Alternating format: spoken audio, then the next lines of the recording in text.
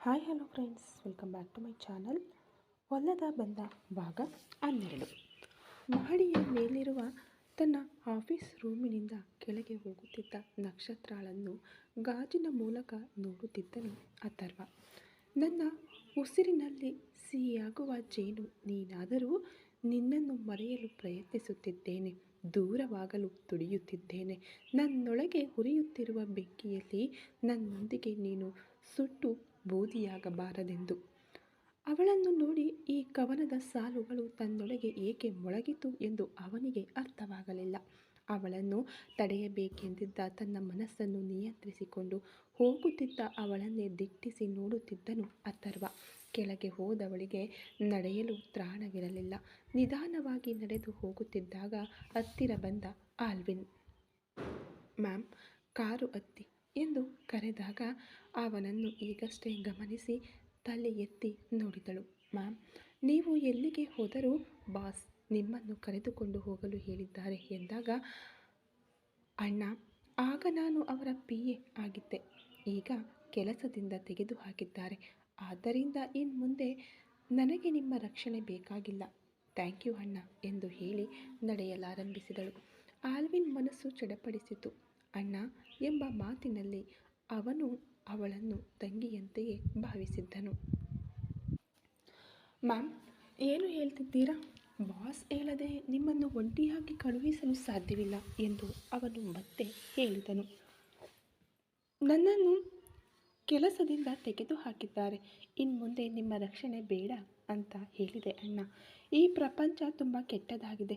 ಯಾವಾಗ ಯಾರು ಎಲ್ಲಿಗೆ ತಂದು ನಿಲ್ಲಿಸ್ತಾರೋ ಯಾರಿಗೂ ಗೊತ್ತಿಲ್ಲ.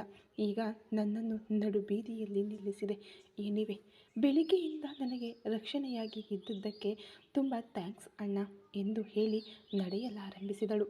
ಅವನಿಗೆ ಏನು ಮಾಡಬೇಕೆಂದು ತಿಳಿಯಲಿಲ್ಲ. ಕೂಡಲೇ ಬಾಸ್ಗೆ ಕಾಲ್ ಮಾಡಿ ಇನ್ಫಾರ್ಮ್ ಮಾಡೋಣ ಎಂದು ಮೊಬೈಲ್ ತೆಗೆಯುವಷ್ಟರಲ್ಲಿ ಅಥರ್ವನೇ ಅವನಿಗೆ ಕಾಲ್ ಮಾಡಿದ್ದನು.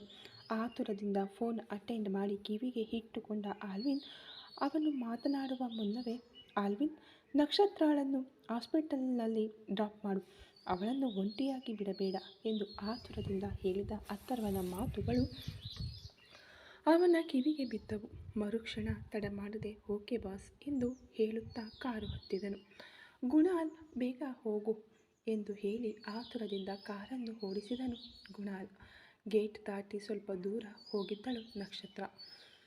ಅವಳ ಬಳಿ ಕಾರನ್ನು ನಿಲ್ಲಿಸಿದವನು, ಮ್ಯಾಮ್, ಬಾಸ್ ನಿಮ್ಮನ್ನು ಹಾಸ್ಪಿಟಲ್ನಲ್ಲಿ ಡ್ರಾಪ್ ಮಾಡಲು ಹೇಳಿದ್ದಾರೆ ಎಂದಾಗ, ಅಣ್ಣ ಪ್ಲೀಸ್, ಸಂಬಂಧವೇ ಇಲ್ಲದವರ ಕಾಳಜಿ ನನಗೆ ಬೇಕಿಲ್ಲ. ಅವರು ನಿಮಗೆ ಬಾಸ್ ಆಗಿರಬಹುದು, ನನಗಲ್ಲ. ನನ್ನನ್ನು ಕೆಲಸದಿಂದ ತೆಗೆದುಹಾಕಿದ್ದಾರೆ. ಅವರಿಗೂ ನನಗೂ ಏನು ಸಂಬಂಧವಿದೆ? ಸುಮ್ಮನೆ ಯಾಕೆ ನನ್ನನ್ನು ಡಿಸ್ಟರ್ಬ್ ಮಾಡ್ತಾ ಇದ್ದೀರಾ ಪ್ಲೀಸ್ ಎಂದು ಎಂದು ಕೋಪಗೊಳ್ಳದವಳು ಈಗ ಸ್ವಲ್ಪ ಕೋಪದಿಂದಲೇ ಮಾತನಾಡಿ ಕಾರು ಹತ್ತಲು ನಿರಾಕರಿಸಿದಳು. ಬೇರೆ ದಾರಿ ಇಲ್ಲದೆ ಇಬ್ಬರು ಕೆಳಗೆ ಇಳಿದು ಅವಳ ಮುಂದೆ ಹೋಗಿ, ಪ್ಲೀಸ್ ಮ್ಯಾಮ್, ಈಗ ನಾವು ಹೇಳುವುದನ್ನು ಕೇಳದೆ ಹೋದರೆ ಬಾಸ್ ನಮ್ಮನ್ನು ಕೆಲಸದಿಂದ ತೆಗೆದುಹಾಕುತ್ತಾರೆ. ಪ್ಲೀಸ್, ನಮಗೆ ಕೊಟ್ಟ ಕೆಲಸವನ್ನು ನಾವು ಮಾಡುತ್ತಿದ್ದೇವೆ ಎಂದು ಬೇಡಿಕೊಂಡರು. ಅವರನ್ನು ನೋಡಿದವಳು, ನಿಮ್ಮ ಬಾಸ್ಗಾಗಿ ಅಲ್ಲ, ನಿಮಗಾಗಿ ಬರ್ತೀನಿ ಎಂದು ಹೇಳಿ ಕಾರು ಹತ್ತಿ ಕುಳಿತಳು. ಈಗಷ್ಟೇ ಇಬ್ಬರಿಗೂ ಜೀವ ಬಂದಂತಾಯಿತು. ನೆಮ್ಮದಿಯ ನಿಟ್ಟುಸಿರು ಬಿಟ್ಟು ಇಬ್ಬರು ಕಾರು ಹತ್ತಿದರು. ಅಥರ್ವನಿಗೆ ಒಂದು ಮೆಸೇಜ್ ಮಾತ್ರ ಬಂತು. ಅದನ್ನು ನೋಡಿದವನು, ಆದರೂ ನಕ್ಷತ್ರ, ನೀನು ದೊಡ್ಡ ಹಠಮಾರಿ ಎಂದು ಹೇಳಿಕೊಂಡು ತಿರುಗಿದಾಗ ಅವನ ಮುಂದೆ ಕೈಕಟ್ಟಿಕೊಂಡು ಅನುಮಾನದ ದೃಷ್ಟಿಯಿಂದ ನಿಂತಿದ್ದನು ವಿಕ್ರಮ್. ಅವನನ್ನು ಅಲ್ಲಿ ನಿರೀಕ್ಷಿಸದಿದ್ದವನಿಗೆ ಸ್ವಲ್ಪ ಆಘಾತವೇ ಆಯಿತು. ಏನು ಅಣ್ಣ, ಯಾಕೆ ಒಂಥರ ಡಲ್ಲಾಗಿದ್ದೀರಾ ಎಂದು ವಿಕ್ರಮ್ ಹತ್ತಿರ ಬಂದನು. ವರ್ಕ್ ಟೈಮ್ನಲ್ಲಿ ಇಲ್ಲಿ ಏನು ಮಾಡ್ತಾ ಇದೀಯಾ? ಹೋಗಿ ನಿನ್ನ ಕೆಲಸ ನೋಡು. ನಾನು ಬೆಳಿಗ್ಗೆಯಿಂದ ನಿನ್ನನ್ನು ಗಮನಿಸುತ್ತಲೇ ಇದ್ದೇನೆ. ಕೆಲಸ ಮಾಡೋ ತರಹನೇ ಕಾಣಿಸ್ತಿಲ್ವಲ್ಲ ಎಂದು ಹೇಳುತ್ತಲೇ ತನ್ನ ಕುರ್ಚಿಯಲ್ಲಿ ಕುಳಿತನು. ಏನು ಮಾಡೋದು ಅಣ್ಣ, ಇವತ್ತು ನಾನು ಮಾತ್ರ ಅಲ್ಲ, ಯಾರೂ ಅವರವರ ಕೆಲಸ ಮಾಡೋ ಹಾಗೆ ನನಗೂ ಅನ್ನಿಸ್ತಿಲ್ಲ ಎಂದು ವಿಕ್ರಮ್ ಹೇಳುತ್ತಲೇ ಬಂದು ಅವನ ಪಕ್ಕದಲ್ಲಿದ್ದ ಮತ್ತೊಂದು ಕುರ್ಚಿಯನ್ನು ಎಳೆದುಕೊಂಡು ಕುಳಿತನು. ನಿನ್ನ ಕ್ಯಾಬಿನ್ಗೆ ಹೋಗೋ, ನಿನಗೆ ಸಾಕಷ್ಟು ಕೆಲಸವಿದೆ. ಕಾರ್ತಿಕ್ ಹತ್ತಿರ ನಿನಗೆ ಟ್ರೈನಿಂಗ್ ಕೊಡಲು ಹೇಳಿದ್ದೇನೆ. ನೀನು ಅವನನ್ನು ಒಂಟಿಯಾಗಿ ಬಿಟ್ಟು ಇಲ್ಲಿಗೆ ಬಂದಿದ್ದೀಯಾ ಎಂದು ಸ್ವಲ್ಪ ಕೋಪದಿಂದಲೇ ಅಥರ್ವ ಕೇಳಿದಾಗ, ಅಣ್ಣ ನಿಮಗೆ ಏನಾಯಿತು? ಬೆಳಿಗ್ಗೆಯಿಂದ ನಿಮ್ಮ ಆ್ಯಕ್ಟಿವಿಟಿ ಸರಿಯಿಲ್ಲ, ಆಪೋಸಿಟ್ ಆಗಿದೆ ಎಂದನು. ನಾನು ಇಲ್ಲಿ ಆಪೋಸಿಟ್ ಆಗಿದ್ದೀನಿ, ನಾನು ಯಾವಾಗಲೂ ಹೀರೋ ಹಾಗೆ ಇದ್ದೀನಿ ಎಂದವನು ಸಿಸ್ಟಮ್ ಆನ್ ಮಾಡಿ ತನ್ನ ಕೆಲಸವನ್ನು ಮುಂದುವರೆಸಿದನು. ಆಮೇಲೆ ಯಾಕೆ ನಕ್ಷತ್ರ ಹತ್ತಿರ ಅಷ್ಟು ಕೋಪ ಮಾಡಿಕೊಂಡ್ರಿ ಎಂದಾಗ, ಏನೋ ನಕ್ಷತ್ರ ಹತ್ತಿರ ನಾನು ಎಲ್ಲಿ ಕೋಪ ಮಾಡಿಕೊಂಡೆ ಎಂದು ಸ್ವಲ್ಪ ತಡಬಡಾಯಿಸಿಯೇ ಮಾತನಾಡಿದನು ಅಥರ್ವ. ಅಣ್ಣ ಪ್ಲೀಸ್, ಎಲ್ಲವನ್ನು ನಿಮ್ಮ ಮನಸ್ಸಿನಲ್ಲೇ ಇಟ್ಕೊಂಡು ಕೊರಗಬೇಡಿ, ಓಪನ್ ಆಗಿ ಮಾತನಾಡಿ. ಇಲ್ಲಿ ನೋಡಿ, ನನಗೊಂದು ವಿಷಯ ಅರ್ಥವಾಗ್ತಿಲ್ಲ. ಆ ಸೀರೆನ ನೀವು ತುಂಬ ಭದ್ರವಾಗಿ ಇಟ್ಟಿದ್ರಿ, ಆದರೆ ಇವತ್ತು ಅದು ನಕ್ಷತ್ರ ಹತ್ರ ಇದೆ. ಅದೇ ಸೀರೆನ ಯಾಶಿಕಾ ಎಲ್ಲರ ಮುಂದೆ ಹೇಳಿದಾಗ ನೀವು ಕೋಪದಿಂದ ಅವಳಿಗೆ ಪನಿಷ್ಮೆಂಟ್ ಕೊಟ್ರಿ. ಸರಿ, ಏನೋ ನಡೀತಿದೆ ಅಂತ ನಾನು ಅರ್ಥವಾಗದೆ ಓಡಾಡ್ತಿದ್ದೆ. ಮತ್ತೆ ನೋಡಿದರೆ ಆ ಹುಡುಗಿ ಅಳುತ್ತಾ ಹೋಗ್ತಿದ್ದಾಳೆ. ಏನಾಗ್ತಿದೆ? ಏನು ಸಮಸ್ಯೆ? ಪ್ಲೀಸ್, ತಿಳ್ಕೊಂಡಿಲ್ಲ ಅಂದರೆ ತಲೆ ಹೊಡೆದು ಹೋಗುತ್ತೆ. ಮುಂದಿನ ಕೆಲಸ ನನ್ನಿಂದ ಮಾಡೋಕೆ ಆಗಲ್ಲ. ಈಗ ಹೇಳ್ತೀರಾ ಇಲ್ವಾ ಎಂದು ಅವನು ಬಿಡದೆ ಪೀಡಿಸಿದನು. ಓಕೆ, ಈ ಪ್ರಶ್ನೆಗಳಿಗೆಲ್ಲ ಉತ್ತರ ಹೇಳಿದರೆ ಸರಿಯಾಗಿ ಹೋಗಿ ನಿನ್ನ ಕೆಲಸ ಮಾಡ್ತೀಯಾ ಎಂದು ಅಥರ್ವ ಕೇಳಿದನು. ಹೇಳಿ, ನಾನು ಹೋಗಿ ವರ್ಕ್ ಮಾಡ್ತೀನಿ ಎಂದನು. ಆಗ ಬೆಳಿಗ್ಗೆ ನಡೆದ ಎಲ್ಲ ವಿವರಗಳನ್ನು ಒಂದು ಬಿಡದೆ ಹೇಳಿ ಮುಗಿಸಿದನು ಅಥರ್ವ. ಅಣ್ಣ, ಇಷ್ಟೆಲ್ಲ ನಡೆದಿದೆಯಾ? ಈ ನಕ್ಷತ್ರಾಳನ್ನು ಆ ರಣವೀರ್ ಮದುವೆಯಾಗಲು ನೋಡಿದನ? ದೇವರೇ, ಕೋತಿ ಕೈಯಲ್ಲಿ ಹೂಮಾಲೆ ಅನ್ನೋದು ಸರಿಯಾಗೇ ಇದೆ. 2 ವರ್ಷ ಆಟವಾಡಿಸಿದ್ದಾನೆ. ಆ ಹುಡುಗಿನ ನೋಡಿದರೆ ತುಂಬ ಒಳ್ಳೆ ಹುಡುಗಿ ತರಹ ಇದ್ದಾಳೆ. ಸುಮ್ಮನೆ ನೀವೇ ಮದುವೆಯಾಗಿ ಬಿಡಿ ಎಂದ. ತಟ್ಟನೆ ತನ್ನ ತಮ್ಮ ಹೇಳಿದ ಮಾತಿಗೆ ಒಂದು ಕ್ಷಣ ತಡಬಡಾಯಿಸಿ ನಂತರ ಸುಧಾರಿಸಿಕೊಂಡನು ಅಥರ್ವ. ಒಂದು ಕ್ಷಣ ಅವನ ಕಣ್ಣುಗಳ ಮುಂದೆ ಅವಳು ವಧುವಾಗಿ ಇವನು ವರನಾಗಿ ಆ ಮಂಟಪದಲ್ಲಿ ಸುತ್ತುತ್ತಿರುವಂತಹ ದೃಶ್ಯವೊಂದು ಮೂಡಿ ಮರೆಯಾಯಿತು. ತನ್ನನ್ನು ತಕ್ಷಣವೇ ಅದರಿಂದ ಹೊರತಂದು ಸರಿಪಡಿಸಿಕೊಂಡನು. ಬುದ್ಧಿ ಇಲ್ಲದೆ ಮಾತನಾಡಬೇಡ ವಿಕ್ರಮ್. ಆ ಹುಡುಗಿ ಇಲ್ಲಿ ವರ್ಕ್ ಮಾಡೋ ಹುಡುಗಿ. ಅವಳಿಗೊಂದು ಸಮಸ್ಯೆ, ನಾನು ಹೆಲ್ಪ್ ಮಾಡಿದೆ, ಅದನ್ನು ತಪ್ಪಾಗಿ ಅರ್ಥ ಮಾಡಿಕೊಳ್ಳಬೇಡ ಎಂದು ಹೇಳಿದನು. ನೀವು ಹೇಳಿದ್ದೆಲ್ಲ ಓಕೆ, ಬಟ್ ಅವನು ಮದುವೆಯಾಗ್ತೀನಿ ಅಂತ ಹೇಳಿದ್ದು ನೀವು ಅವನ ಮೇಲೆ ಅಟ್ಯಾಕ್ ಮಾಡಿದಾಗ ತಾನೇ ನಿಮಗೆ ಗೊತ್ತಾಗಿದ್ದು. ಆ ಸೀರೆ ಹೇಗೆ ಅವಳಿಗೆ ಹೋಯಿತು? ಆಮೇಲೆ ಬಂದು ಎತ್ಕೊಂಡು ಹೋಗಿ ಕೊಟ್ರಾ ಎಂದು ವಕೀಲನಂತೆ ಅಡ್ಡ ಪ್ರಶ್ನೆಗಳ ವಿಚಾರಣೆ ಆರಂಭಿಸಿದನು ವಿಕ್ರಮ್. ಆದರೆ ಅಥರ್ವನಿಗೆ ಮಾತ್ರ ತಿಳಿದಿದ್ದ ಸತ್ಯ. ಇಂದು ಬೆಳಿಗ್ಗೆ ಸ್ನಾನ ಮಾಡಿ ತಯಾರಾಗಿ ಅವನು ಕಬೋರ್ಡ್ ಓಪನ್ ಮಾಡಿದ್ದನು. ಹಲವಾರು ಬೆಲೆಬಾಳುವ ಕೋಟ್, ಸೂಟ್, ಅವನ ಇತರ ಫಾರ್ಮಲ್ಸ್ ಡ್ರೆಸ್ಗಳನ್ನು ಜೋಡಿಸಿ ಇಟ್ಟಿದ್ದ ಆ ಕಬೋರ್ಡ್ನಲ್ಲಿತ್ತು ಒಂದೇ ಒಂದು ಸೀರೆಯ ಬಾಕ್ಸ್. ಪ್ರತಿದಿನ ಅದನ್ನು ನೋಡುವುದು, ಅದನ್ನು ಓಪನ್ ಮಾಡುವುದು, ಮೆಲ್ಲನೆ ತನ್ನ ಬೆರಳುಗಳಿಂದ ಸವರುವುದು ಅಭ್ಯಾಸವೇ ಆಗಿತ್ತು. ಅದೇ ರೀತಿ ಇಂದು ನಡೆಯಿತು. ಆಗ ಅವನಿಗೆ ಬಂದ ಒಂದು ತುರ್ತು ಫೋನ್ ಕರೆ. ಅದನ್ನು ಅಟೆಂಡ್ ಮಾಡಿದವನ ಮುಖ ಬದಲಾಯಿತು. ಅದು ನಕ್ಷತ್ರ ಬಗ್ಗೆ ಆಗಿದ್ದರಿಂದ ತನ್ನ ಕೈಯಲ್ಲಿದ್ದ ಆ ಬಾಕ್ಸನ್ನು ಕಬೋರ್ಡ್ನಲ್ಲಿ ಇಡಲು ಮರೆತು ತನ್ನ ಕೈಯಲ್ಲೇ ಹಿಡಿದುಕೊಂಡು ಹೋಗಿದ್ದನು. ಅವನು ಹೋದ ಜಾಗವೇ ರಣವೀರ್ರ ಮನೆ.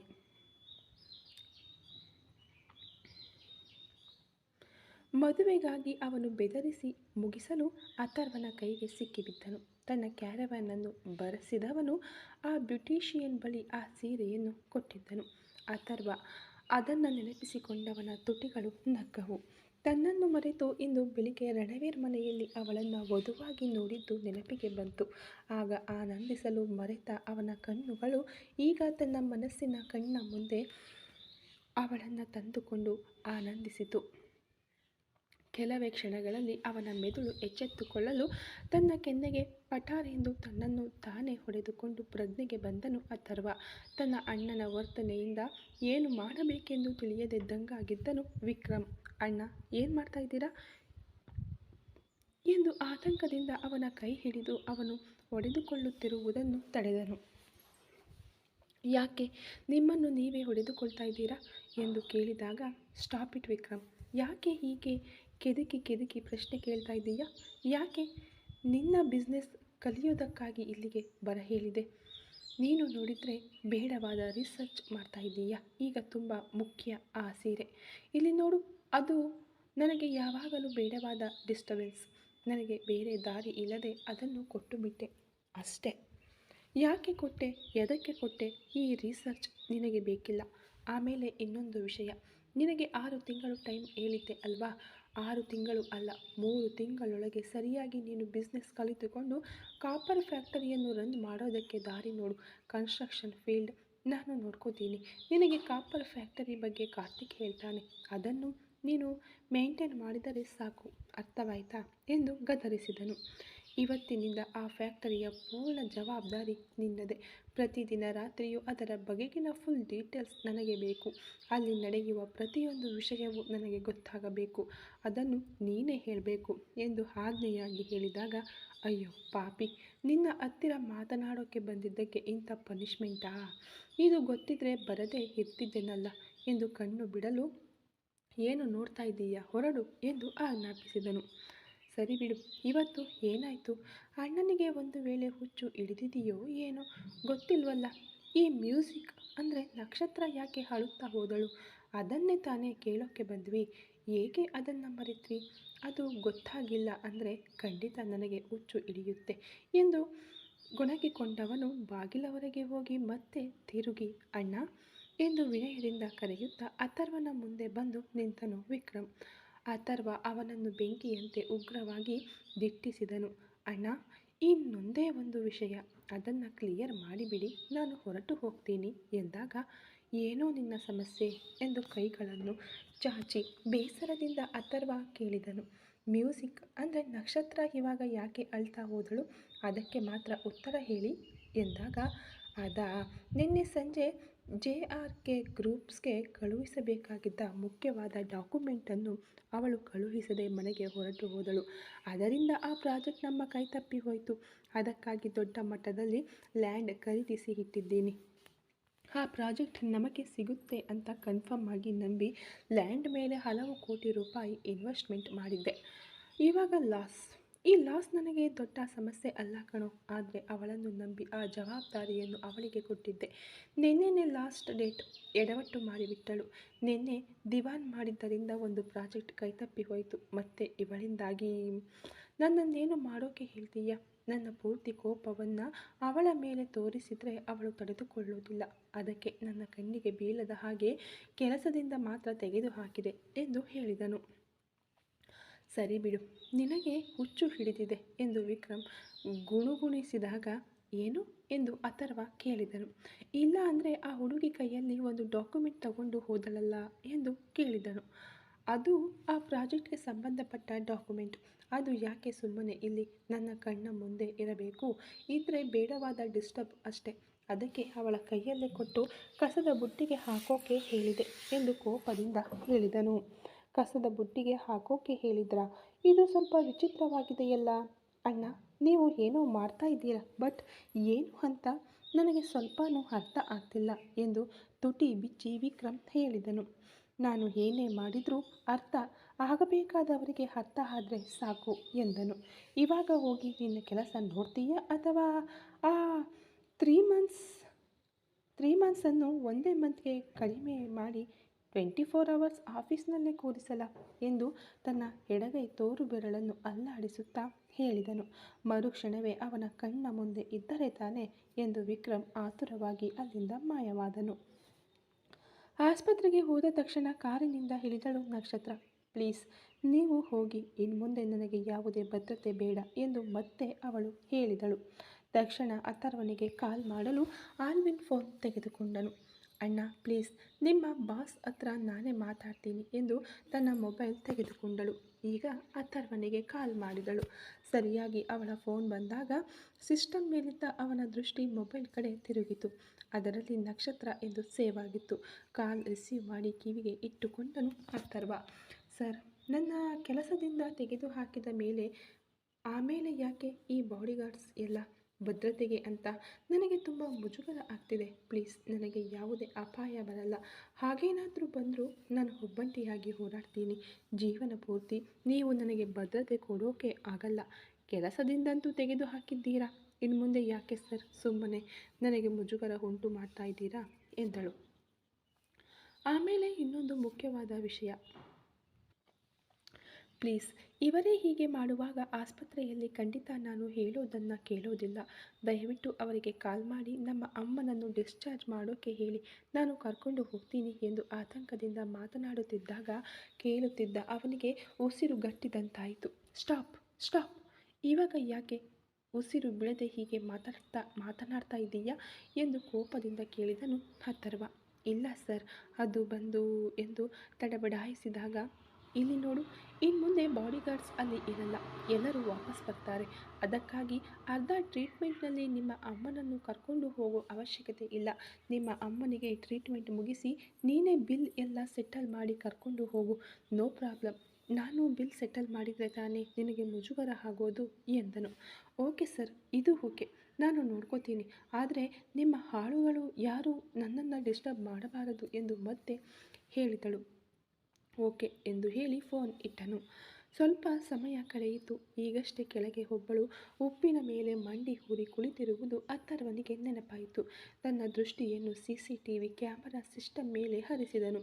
ಅವಳಾದರೂ ಪ್ರಜ್ಞೆ ತಪ್ಪುವ ಸ್ಥಿತಿಯಲ್ಲಿದ್ದಳು. ಕೂಡಲೇ ರಿಸೆಪ್ಷನ್ಗೆ ಕಾಲ್ ಮಾಡಿದವನು, ಮಾಲತಿ ಅವಳನ್ನು ಮನೆಗೆ ಹೋಗೋಕೆ ಹೇಳಿ ಎಂದು ಹೇಳಿ ಫೋನ್ ಇಟ್ಟನು.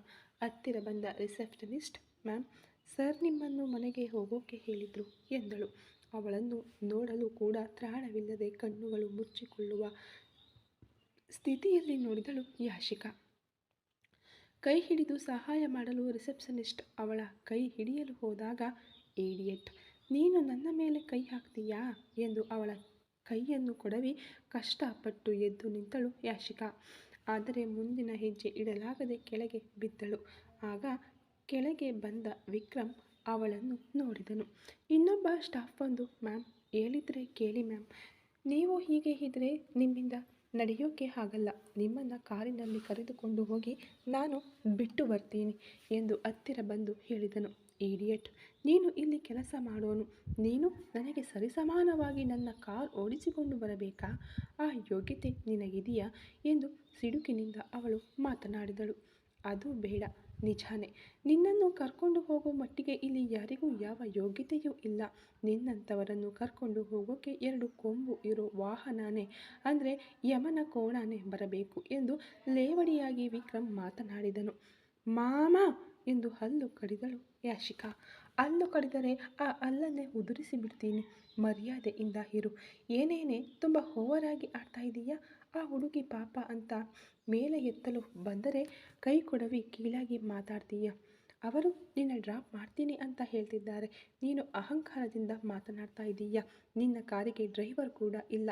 ಇದೇ ಕಂಡೀಷನ್ನಲ್ಲಿ ಕಾರು ಹತ್ತಿ ಹೊರಟೆ ಅಂತ ಇಟ್ಕೋ, ಯಾವ ಹುಣಸೆ ಮರಕ್ಕೆ ಗುದ್ದುತ್ತೀಯೋ ಇಲ್ಲ ಯಾವ ಟ್ಯಾಂಕರ್ ಲಾರಿಗೆ ಗುದ್ದುತ್ತೀಯೋ ಗೊತ್ತಿಲ್ಲ, ಹಾಗೆ ಚಟ್ನಿ ಆಗಿಬಿಡ್ತೀಯ ಎಂದು ವಿಕ್ರಮ್ ಹೇಳಿದನು. ಅದು ಗೊತ್ತಾಗ್ತಿದೆ ಅಲ್ವಾ? ನನ್ನನ್ನು ಕರ್ಕೊಂಡು ಹೋಗಿ ಆಸ್ಪತ್ರೆಗೆ ಬಿಡಿ. ನನಗೆ ಇವಾಗ ಟ್ರೀಟ್ಮೆಂಟ್ ಮುಖ್ಯ. ತುಂಬ ಬ್ಲಡ್ ಲಾಸ್ ಆಗಿದೆ, ನನ್ನಿಂದ ಆಗ್ತಿಲ್ಲ ಎಂದು ಪ್ರಜ್ಞೆ ತಪ್ಪುವಂತೆ ನಟಿಸಿದಳು. ಈಗ ಅಲ್ಲಿದ್ದ ಒಬ್ಬ ಡ್ರೈವರನ್ನು ಕರೆದವನು, ಡ್ರೈವರ್, ನೀವೇ ಮೇಡಮ್ನ ಆಸ್ಪತ್ರೆಗೆ ಡ್ರಾಪ್ ಮಾಡಿಬಿಡಿ ಎಂದನು. ಅವಳು ಅವನನ್ನು ಬೆಂಕಿಯಂತೆ ದಿಟ್ಟಿಸಿದಾಗ, ಇಲ್ಲಿ ನೋಡು ಯಾಶಿಕಾ, ನಿನ್ನನ್ನು ಕರ್ಕೊಂಡು ಹೋಗೋ ಮಟ್ಟಿಗೆ ನನಗೂ ಯೋಗ್ಯತೆ ಇಲ್ಲಮ್ಮ ಎಂದು ಮತ್ತೆ ಅವನು ಕೈಕಟ್ಟಿ ವಿನಯದಿಂದ ಬಗ್ಗಿದಂತೆ ಲೇವಡಿಯಾಗಿ ಹೇಳಿದನು. ಅವಳಾದರೂ ಅವನನ್ನು ದಿಟ್ಟಿಸಿ ನೋಡಿ ನಡೆಯಲು ಆಗದೆ ತಡಬಡಾಯಿಸುತ್ತಾ ಎದ್ದು ನಡೆದು ಹೋದಳು. ಈಗ ಅವಳು ಕಾರು ಹತ್ತಿದ ತಕ್ಷಣ ಆ ಡ್ರೈವರ್ ಕಾರನ್ನು ತೆಗೆದುಕೊಂಡು ಹೋದನು. ಅಂದು ಸಂಜೆ 6 ಗಂಟೆಯಾದರೂ ಅಥರ್ವ ಮನೆಗೆ ಹೊರಟಿರಲಿಲ್ಲ. ಅವನನ್ನು ನೋಡಲು ಹೋದನು ವಿಕ್ರಮ್. ಅಣ್ಣ, ಹೊರಡೋಣವಾ ಎಂದು ಕೇಳುತ್ತಲೇ ಅವನ ಹತ್ತಿರ ಹೋದನು.